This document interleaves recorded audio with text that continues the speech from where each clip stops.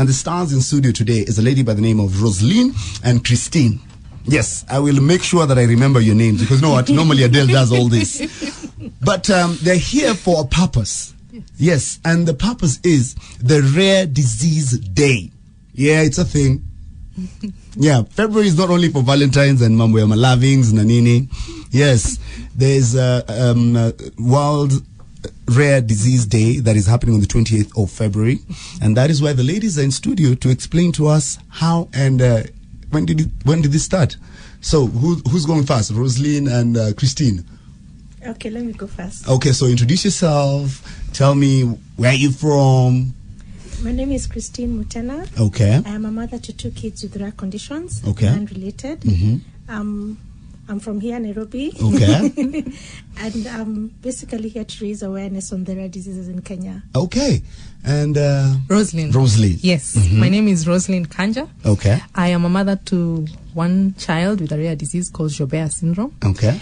And I'm part of the Rare Disease Kenya group, but I run my own business on the side. Okay, cool. Even I'm sure, Christine, you also run your own business on the side. Actually, I do this full time. Full time? Yes. Okay, so your business is? Creating awareness for kids with special needs. Okay. Anyway, my name is Shafi Weru. I'm a father of 2. And today I'm here to learn. Yes. So tell me, what is a rare disease? A rare disease is a disease that does not affect a large number of people. The prevalence rate is usually like 1 in 2,000, 10,000, depending on the country. Okay. Problem in Kenya is we don't have database, so we don't have a definite statistics on how many, you can say 1 in how many.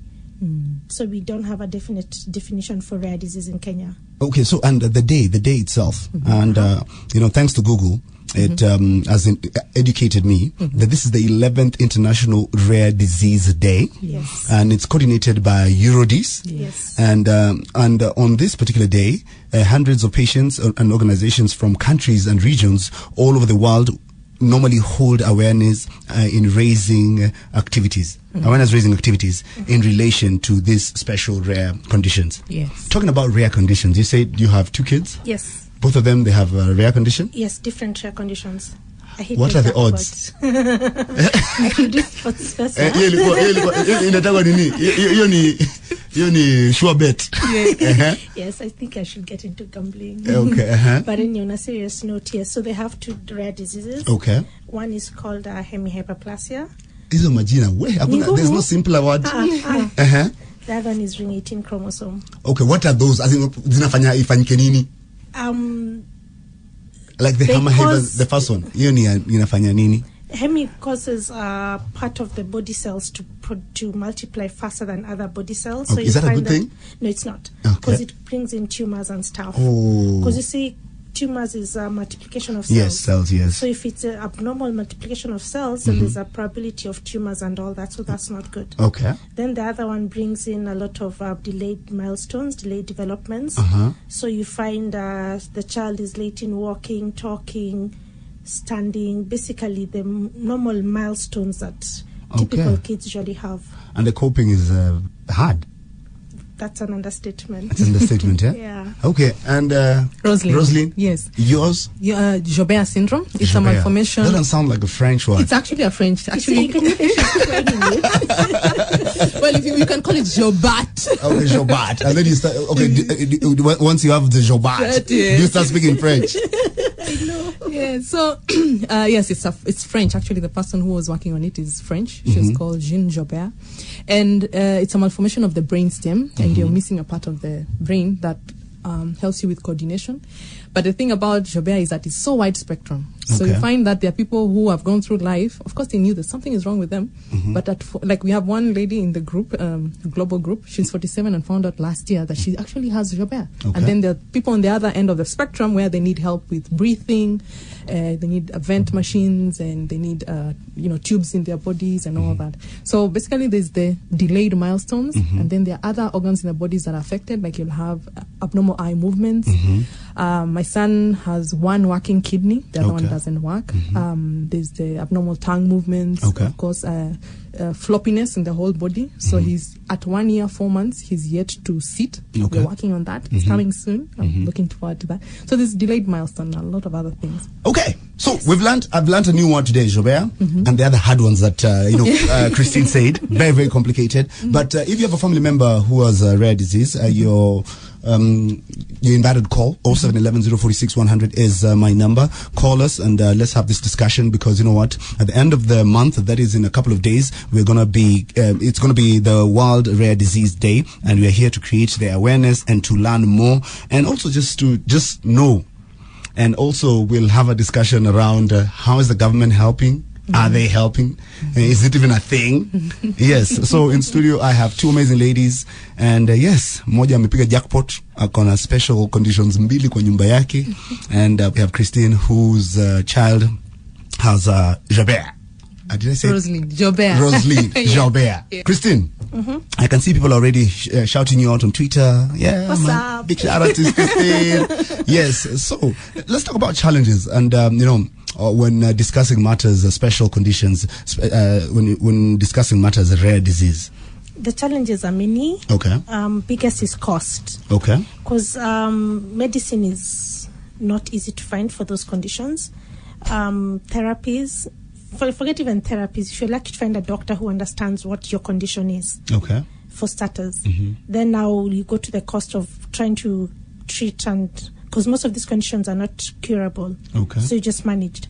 So trying to get doctors who are familiar with that, who are ready to listen to you, because as a mother, you find that I will go online, I will meet other parents of other kids with the same conditions, I will get more knowledge and come back to the doctor. But some doctors don't want to listen to us because we seem to be more knowledge in quotes on that particular condition. Okay. So those are small challenges that we face as we try and just raise our kids to be as typical as possible. Okay, Rosaline, I was looking on Twitter over the weekend, and there's a friend of mine who tweeted about issues they were having, that some doctor had diagnosed his father with the wrong illness, or given the wrong medicine, and it took them like a very long while to find out exactly what was happening. Yes. Because you can imagine, maybe you have let's say cancer and you're being treated for cholera. Yeah. You can imagine.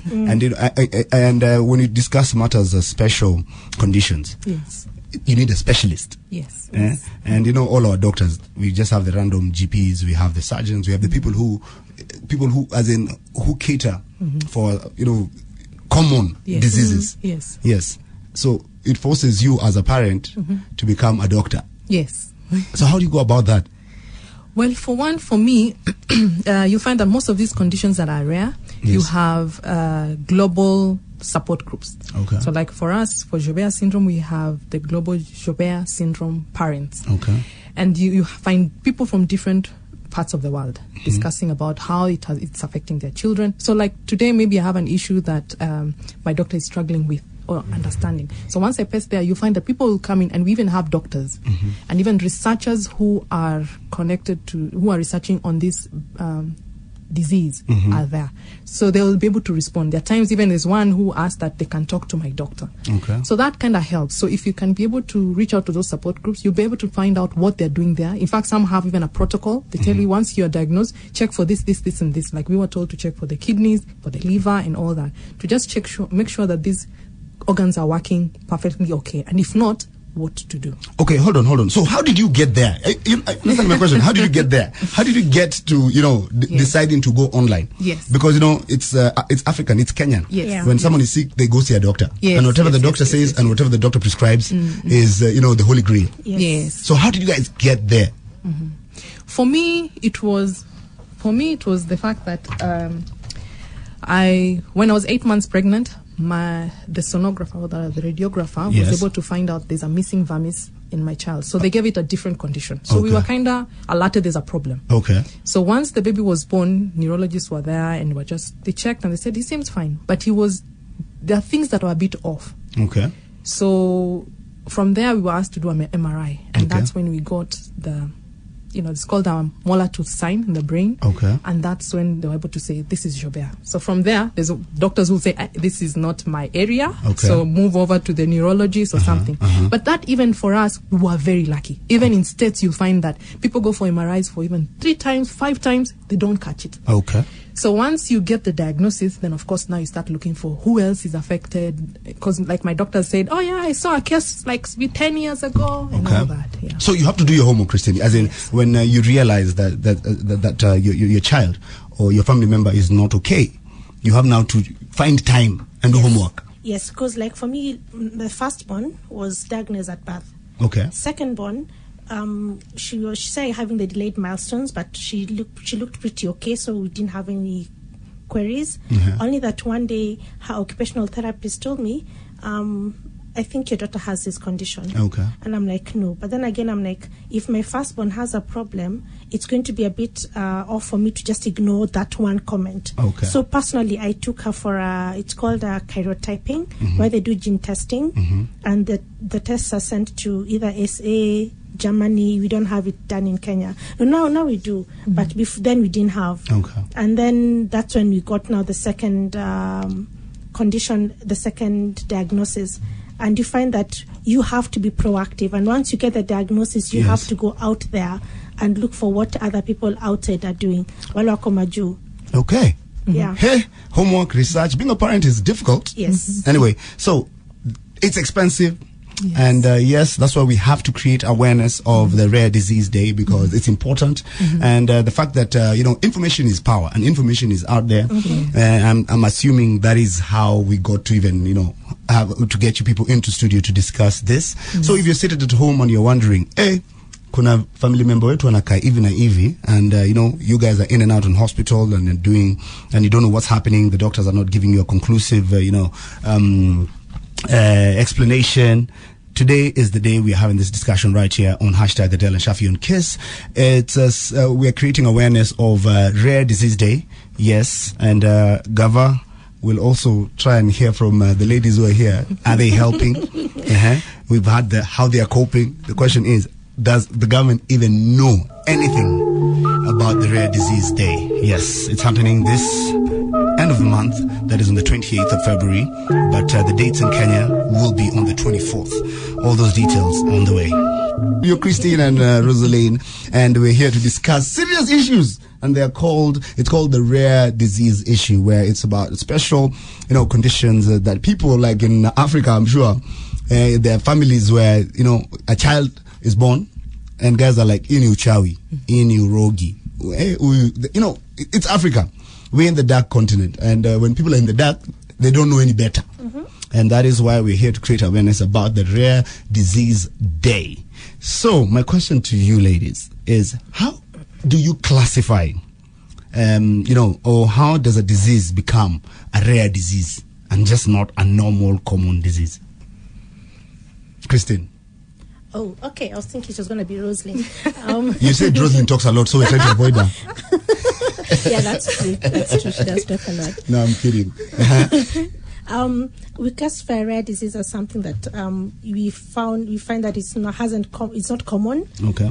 Mostly, like for us guys, we from the Rare Disease Kenya community, we are basically picking up what doctors are telling us, but we're not going by the standards that they should be, because there are no standards. So like now we say, if for example your beard is too long, and that's not normal. And Alex's stomach is big, and that's not normal. Yes, that's a rare condition, Alex Katumbo. So we're like, yeah, that's not normal. Yes, it becomes abnormal. Abnormal is not the correct word. Not normal. No, not normal. Yes. Okay. And then we'll at least acknowledge you into our community and say, you know what, you can't live like this alone. You can't move and say, you can't be isolated. So at least we say, let's try and figure out how to assist you, how to meet like-minded people with big beards, kind of. What's with you and my big beards? Christine, this is not a condition. This is any swag. Oh, any swag. Any swag. So you're supposed to be from like-minded people with swag like yours. Okay. Yes. Okay. Well, the thing is this, I've watched stories in the news like in the past, and like I was telling you guys earlier, It's funny, on Saturday I was watching TV in my hangover state, and there was one of these ER drama hospital series, and they were discussing a disease called the mirror something, whereby a loved one feels the pain of other loved ones. And it was fascinating, you know. Yeah. But that means there's some special conditions that, you know, they're fascinating. But there are others that even families are embarrassed about. That's true. Because I remember I was watching the news a long time ago, where there was a family somewhere in Central where they had locked one of their loved ones in a room. They just used to feed him. Yes. Because they believed that he was cursed or something like that. So what are you guys doing to educate and create awareness for, you know, the people who are now in shags, you know, people in the village, people who do not have access to information, people who are not like you guys, who, you know, you guys heard about it, jumped on the www, and, you know, you're getting access to info.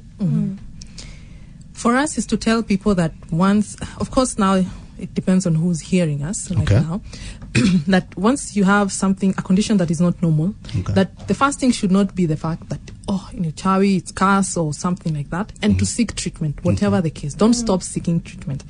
And of course, by telling you, people who are not affected, you can be able to look at these other people as, you know, that it's nothing unusual. It's just a disease. Just like the way you get malaria. Imagine if you got malaria and you're in Iceland. It would have been the same thing. But that's one of the things that we are looking to. How do we go beyond the borders? Because most of our awareness right now is sort of around the urban areas. So that we're working towards that and be able to reach out those people and tell them that this is a disease. It's of course going to be a long-term issue and it's going to be a big hurdle. But if we can be able to tell those people who are around us, because there's still people who are here who have connections to people at in the village, they can be able to educate them. Yeah, because it's true that you find a lot of people are either hiding their children or keeping them away from the public for one reason or another, because they're either ashamed, they're feeling guilty.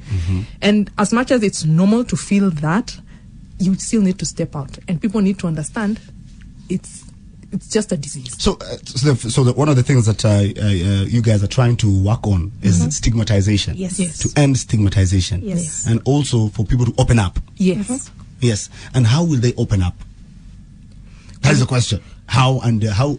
Because already there's the challenge of access to information. Yes. So if someone, let's say, is in Mau Forest, yes, and they have a child there who has a rare disease, how do they get in touch with you guys? Well, for one, we have contacts. Again, unfortunately, it's www, as you called it. The internet. Yes, the internet, Twitter, FB. We have contacts, of course, lines to call. We're still in the formative stages and working on this, but also putting ourselves out there, saying that I have a child with this condition. Taking my child outside and getting those conversations going in a way, it's a step as we are trying to get there. Well, so there you have it. I'm telling you, yes, we know now that there is something called Rare Disease Day. It's that day is marked every February, right? On the 28th. The last day of February. The last day of February, on the 28th of February.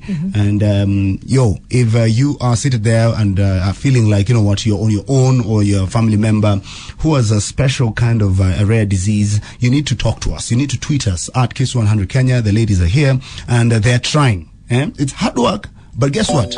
We're going to get there. It's all about rare diseases on Breakfast with the Stars. The time now is about 1:15. And yes, so now, the government only talks about diseases when it's talking about, the diseases that everyone knows. HIV, AIDS, when we're discussing cholera, when we're discussing cancer. But now, today, we're talking about a disease that can only catch 1 in 200 people. So 200,000. 200,000, yes. So, mumeenda kwa serikali, are you having a conversation with them? Are they helping? Have they ever heard of you guys? Yes, they have. We've met them. And they are willing to interact with us because, as you said, they're busy with the bigger issues. Malaria, typhoid, cholera, yes. But at least Chichangunya. Oh, that one is special. Yes. But at least they're willing to listen to us. Okay. They appreciate that we've taken the step forward in trying to create awareness for the rare diseases, Okay. in pulling people with rare conditions together to form a group, so we can at least have a bigger voice when you're talking to them and tell them, look, this is a small percentage that probably will slip through the cracks. Okay. But here we are a bit stronger, we are getting bigger as, okay, it's not a good thing, but it's a good thing when we get more conditions to come on board, because at least then we become a bigger voice and we can fight for our small rights individually, but as a group. Okay, so you've met the government. Yes. And it's also dope to note that, your mothers and the lady at the helm of the Ministry of Health now is a mother, Yes. Cyril. And I'm hoping that she's listening or someone is listening and she'll be able to lend a helping hand, because it's good to pay attention. It's good for Gava to know everything. Yes. Yes. Yeah. We can't do without them. Definitely. Yes. And so your database, like on the rare conditions that we have in Kenya. Yes. Do you have like statistics? Statistics, no, but we are collecting data. So far, we know of roughly around 17 diseases, but I'm sure there are much, much more. Yes. So what we are appealing is that doctors, please ask your patients, or if they can, give us this, so that we are trying to put a national database. We've even discussed this with MOH, and we are looking at how we can do that. Okay. But something that also people need to understand, and MOH needs to understand, is that as much as there's a game of numbers, we are rare and all that, at the end of the day, when you're affected with this disease, it affects you 100%. It's not like 20% is affecting you and it's going away. So either way, we deserve to be heard. We deserve to be, our rights to be, attended to, among others. Yeah, Yes. because it really affects a wider community. Because as much as it's my child, like now, has 2 children, it affects the whole family and, Yes. surrounding family. Yeah. Okay. So anyway, I remind you, if you're seated in whatever in the 254 and you have you believe one of your family members or someone you know have a rare condition, you need to get in touch with these ladies, because you know what? On the 28th of February, which will happen on the 24th here in Kenya, Yes. is we're marking the Rare Disease Day. Yes. It can't even come out of my mouth because I'm not used to saying it. But yes, we'll get there. Yes.